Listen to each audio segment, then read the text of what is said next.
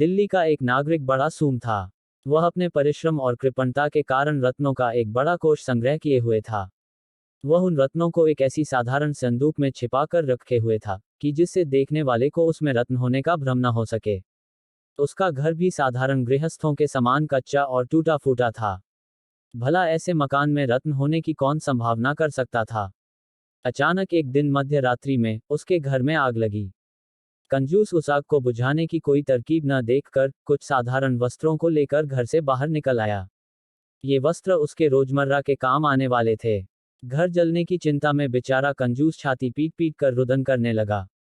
उसके रोने का शब्द सुन और आग की लपट देखकर उसके अड़ोस पड़ोस के बहुतेरे आदमी एकत्र हो गए। उन आदमियों में एक लोहार भी था। लोहार ने कंजूस को फटकारते हुए कहा, इस साधारण झोंपड़े के लिए तू इतना रुदन क्यों कर रहा है? इसमें तेरा कौन सा बड़ा नुकसान हो जाएगा?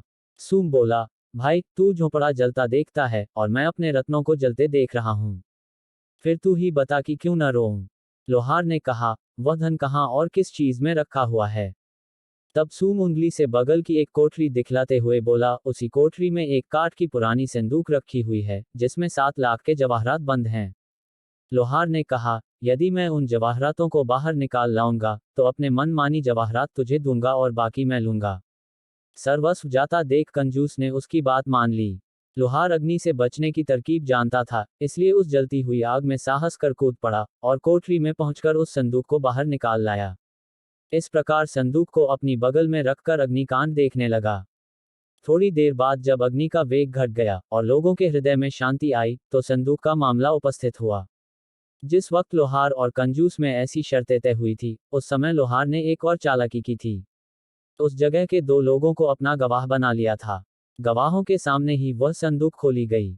संदूक खुलते ही जवाहरातों की चमक बाहर तक फैल गई। जैसे धन देखकर गवारों की दशा होती है, वही दशा लोहार की भी हुई। उस अमूल्य रत्नों की ढेर को देखकर उसका मन फिर गया। उसने संदूक का सारा धन तो खुद ले लिया और उस खाली संदूक को बेचारे कंजूस के हवाले किया।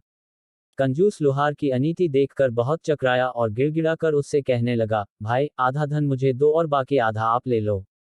इसमें मेरी राजी है। लोहार डांट कर बोला, क्या पहले मेरे तेरे बीच ऐसी शर्त पक्की नहीं हुई थी कि मैं तुझे अपनी मनमानी दूंगा? अब चू चपड़ क्यों करता है?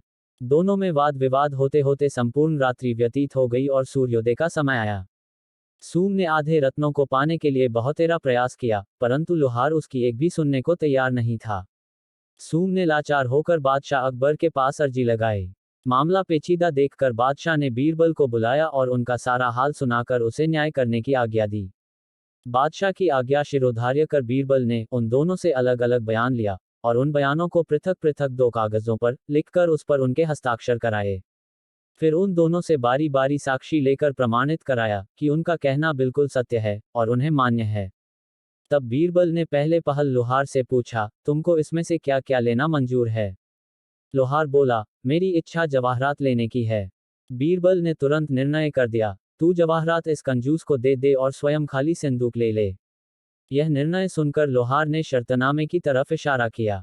बीरबल बोला, तू पहले ही अपनी शर्तों में लिख चुका है कि मैं अपनी मनमानी दूंगा। तो तेरे मन में जवाहरात लेने का है, अतएव तेरी जबान से ही निर्णय हो गया। अब जवाहरातों को इसे देकर आप खाली पिटारी लेकर चला जा। इस प्रकार लोहार के हाथ खाली संदूक लगी और कंजूस सानंद जवाहरातों को लेकर घर लौटा। लोहार की मनमानी उसे ही महंगी पड़ गई।